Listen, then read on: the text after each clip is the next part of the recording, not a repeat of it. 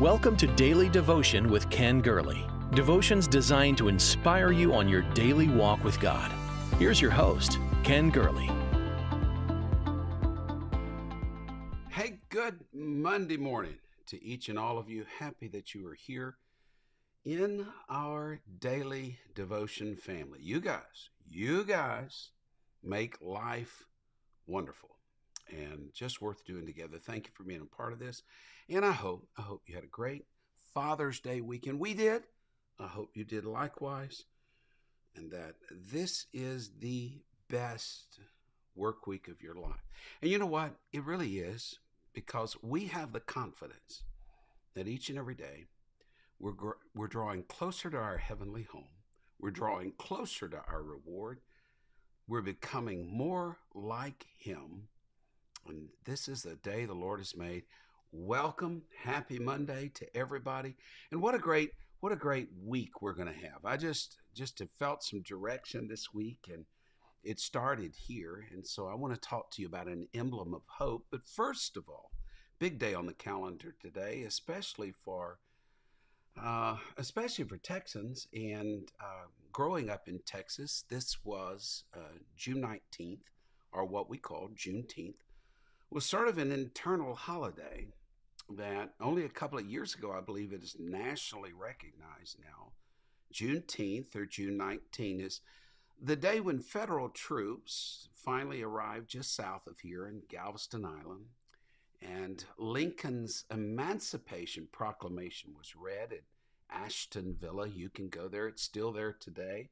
Also a statue of the Emancipation Proclamation being read. And slavery officially ended here in Texas, the last state of the Union for it to happen. The Emancipation Proclamation, when written, did absolutely nothing. It set slaves free in the Confederate States. It did not liberate, because the war had not been won. When Lincoln wrote it, it was aspirational. What he was doing was sending the English language into war. A war of words, but it served a vital purpose. It was an emblem of hope. I want to settle on that, an emblem of hope, that the war would be over, freedom would come. An emblem of hope. I can think of many abiding emblems of hope, and we all need them. And I want to share a few of those with you today, and I'll tell you an interesting story in Uncle Tom's Cabin about Eliza, in honor of it being June 19th, Juneteenth. Thank you for being a part of our daily devotion family. I know we're in the dog days of the summer months, but I'm happy that you are here and happy that you're a part of it. Chat away, even though I can't see you right now, but chat away and share with one another and just have a great time. If you're on Facebook, follow, YouTube, subscribe, and get the word out. Share this with others. And I believe today is going to be a blessing. Let me go back. I'm looking at emblems of hope that just came to my mind this morning. What about Christopher Columbus when he petitioned the king and queen of Spain, Ferdinand and Isabella, to back his plan to find a new route to the east, not going eastward, but journeying westward. And with their approval, you know the story. The Nina, the Pinta, the Santa Maria set sail west. It was 2 months. Many of the sailors were frightened. Some believed the earth was flat, that soon they would fall off, plunge into a bottomless pit. Every mile sailed in the direction of the setting sun seemed to be 1 mile closer to destruction. After 2 months, they were weary. Sailing was rough business, treachery of the ocean, the doldrums in the next day, wearisome business in close quarters. But after 2 months of toil, the sailors were hungry. Their rations of fresh fruit and vegetables gone. They were eating preserved meat that had been preserved in salt. Of course, then you have the scurvy and the dehydration and other sicknesses caused by improper nutrition running rampant on the three ships. After 2 months, most of the sailors through Columbus was suffering. They thought Columbus was suffering delusions. There we go. That he was mad in his folly. That there was nothing up ahead but destruction. That they all needed to turn around, sailed beyond the reach of man, beyond the care of God. Soon they arrived at the point of no return. This is when it would be physically impossible for them to turn around and make it back home without more food and water. And here they convinced Columbus that unless they sighted land in 3 days, then he would admit he was mistaken. They would turn the ships back east. They would head home. First and second day passed without any sight of land. Then on the third day, a land bird, a species of bird known only to nests on land, started circling the mast. That's an emblem of hope. Then in the next moment, they saw convincing evidence. Tossing on the waves was a branch with fresh berries on it. It was tangible evidence that they were drawing close to land. That branch, tossed by the rolling sea, that bird circling the mast, these were emblems of hope that their trip was not in vain. We are human. Daily Devotion family, in case you're wondering, we are human beings, flesh and blood. And we desperately need hope. We need emblems of hope. Like when the writer of Hebrews is clicking off that great roll call of faith, and as a tour guide leading us through the Old Testament Hall of Fame, he is pointing out one individual after another in their accomplishments. And Abel's more excellent sacrifice. Enoch pleased God. Noah prepared an ark. Abraham left his home, looked for a city whose builder and maker was God. Sarah, through faith, received strength, 90 years of age, to bear a child. She judged him faithful who had promised. And the story goes on and on. All these great heroes and heroines died in faith, not having received the promises. But we're told they saw them from afar off, were persuaded of them, embraced them, confessed them. Notice all those action verbs, DD family. I mean, they saw, they were persuaded, they embraced, they confessed that they were strangers and pilgrims on this earth. And by doing all these things, what was the net effect? They declared plainly, we seek another world, another country. The faith of these Old Testament heroes had opened their eyes to some greater thing in the future, a greater hope, greater walk with God, a greater city. They didn't live to see it all, but they saw them from afar off, and it kept them going. The promise of something better kept them going. It's like that land bird circling the mast. It was like a branch floating on the waters. It just kept them moving, that something better was coming. Emblems of hope. You and I, those sailors needed vitamin C or they'd get scurvy. You and I need vitamin hope, or we'll get very, very sick. If we had hope in this life only, it'd be all men most miserable. If we had man must have hope that something better is coming. You paint a cloud of gloom on the horizon. You tell people it's bad and it's getting worse. You tell them we'll never get through it. It's not going to happen. You don't have a message of good cheer and hopefulness. Then let me just tell you, people, it's like that community. I read years ago about a community that was along a beautiful riverside. They started to build a dam below the village on the river, knowing that eventually that entire village was going to be flooded. They would have to relocate. It was a curious thing that began to happen. When they knew their community was coming to an end, they stopped mowing the yards. They stopped painting the buildings. Things fell into a state of disrepair. If we don't have hope of a better day coming, if we fall into the dread and the doom and despair of our day, then get ready. Get ready. everything begins to crumble around us. But we've got hope. Was that Andre Crouch song? We've got hope when trouble comes our way. I told you, I promised you a story from Uncle Tom's Cabin. You remember Harriet Beecher Stowe wrote that. When Abraham Lincoln met Harriet Beecher Stowe, he said, "So this is the little lady who started the great Civil War." That book set America on fire, leading to the great Civil War and the Emancipation Proclamation. Here on Juneteenth, I want to tell you a story from Uncle Tom's Cabin. Harriet Beecher Stowe took stories of people, runaway slaves, those following the freedom train north, trying to get out the Underground Railroad. She interviewed them. She got stories. I've been in her home there in Connecticut, and she and Mark Twain lived next door to each other for a season, and she wrote that in that impactful book, Uncle Tom's Cabin. She tells the story of Eliza. Eliza was escaping from slavery with her small boy. Angry bloodhounds followed behind her. I guess they were angry. Do bloodhounds get angry? I don't know. Angry men and persistent bloodhounds followed behind her.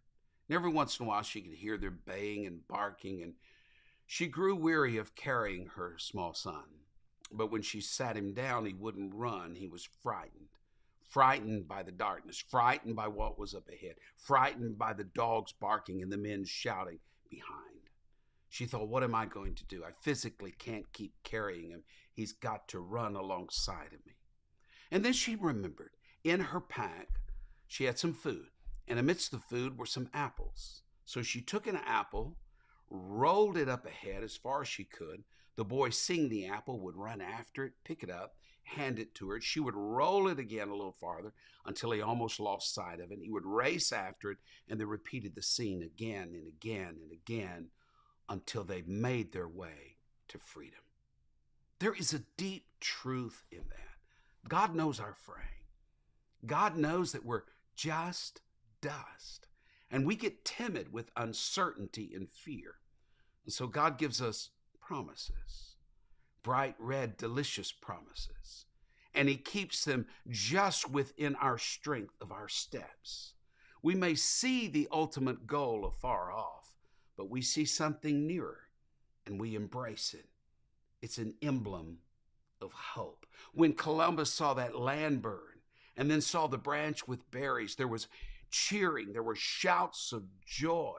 Long before the land was ever seen, there were shouts of acclamation. Isn't this what hope and faith does? Hope, I have tangible evidence of a new day coming. Faith, I'm believing for the unseen. There's an old Greek legend that says a man who had a genuine concern for young people's spirituality would hide himself along the path that led to the temple.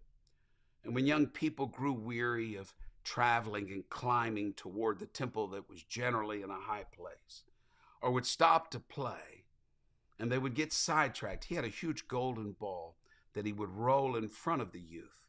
And the youth would get so focused on chasing that golden ball that they would forget about their weariness, forget about all of the friends and the detours and the distraction. And soon the ball would stop rolling and the temple would be reached.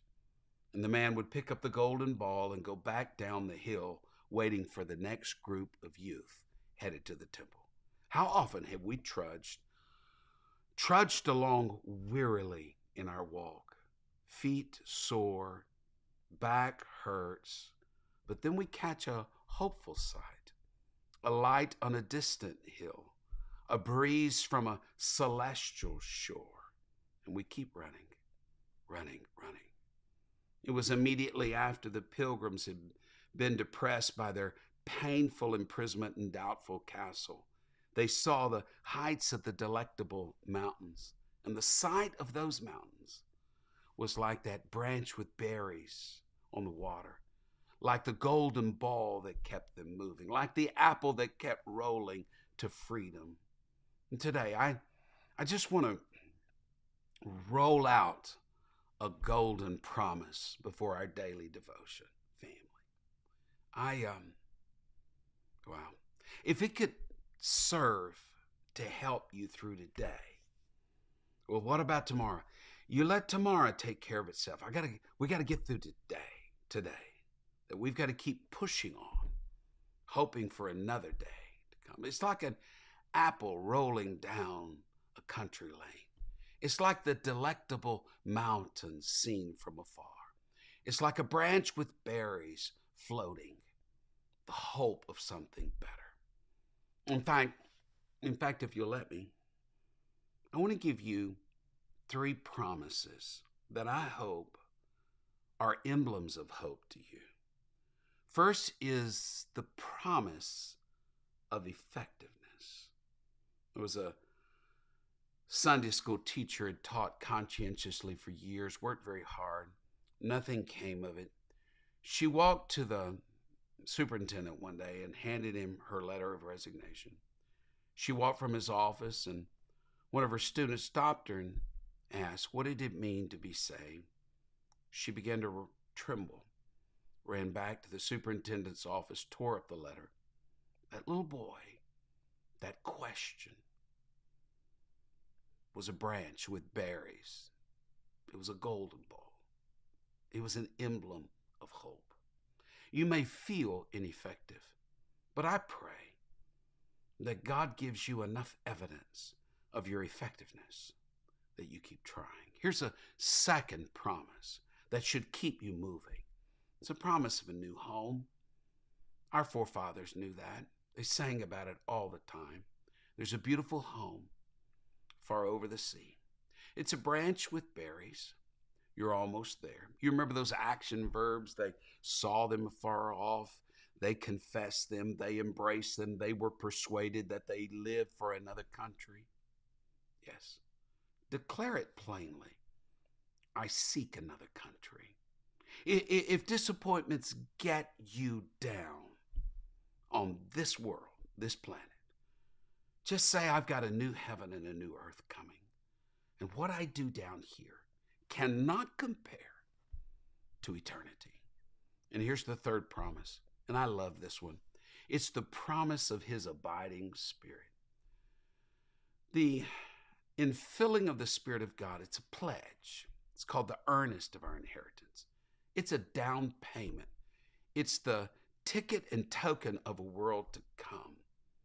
You cling to that when everything else is rocking and reeling and the clouds are getting dark and the skies are closing in and the walls are closing in and you feel so constricted, so constrained, so disappointed and discouraged. Let the righteousness, peace, and joy in the Holy Ghost indicate to you that something better is coming. When Peter said on the day of Pentecost to those afar off, he didn't probably know exactly what that meant. That it would be for every nation, every tribe, every kindred, every tongue. Cornelius, though, was a Gentile. He was a Gentile that perhaps heard, maybe he was there when Simon Peter preached, maybe he heard about it later. But for him, that it was those who are afar off. Yes. You remember that song we once sang, Whosoever surely meaneth me? Yes. He viewed it as a branch with berries on the surf, as a land bird circling the mast, as a golden or as a red apple rolling ahead in a golden ball moving to the temple, or the first sight of the delectable mountains over the which would be the celestial city. It's an emblem of hope. Cling to the promise. Cling to the promise of the Spirit. Because if that Spirit that raised Jesus from the dead dwell in you, it's an emblem of hope. It will raise your mortal body. Promises. We have promises that are emblems of hope for us.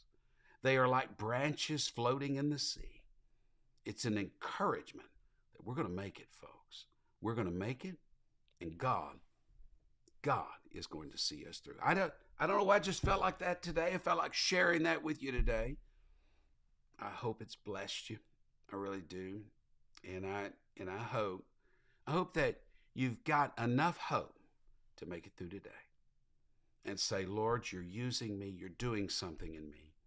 And I see, God, your hand at work. I'm so proud of each and every one of you. Thank you for your faithfulness. You make life enjoyable and meaningful. And God bless you. Thank you for being a part of this. Remember, just a few moments, we're coming on kycc.com, a different devotion. I hope you enjoy that. Also visit kengurley.com and get more information. And we're going to look and see some incredible things in the very near future. God bless you. Thank you for being a part. Thank you for sharing in Daily Devotion with Ken Gurley. We pray this ministry has been a source of encouragement and strength to you. Please be mindful that your financial support enables us to meet with you each day. To give a donation or connect with us, visit our website at kengurley.com. There you will also find the latest books, podcasts, and resources. The book on prayer is Pastor Gurley's latest book. You can get your copy of this life-changing book at kengurley.com. May God's favor rest on you in every way until we meet again.